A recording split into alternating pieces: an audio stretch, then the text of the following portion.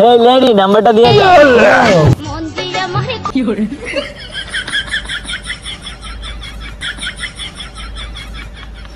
হ্যাঁ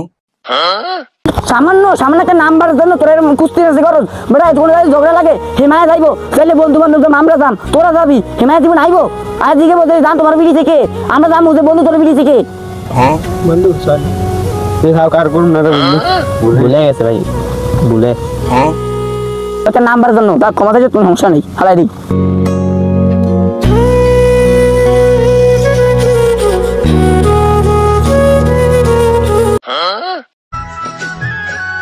হ্যাঁ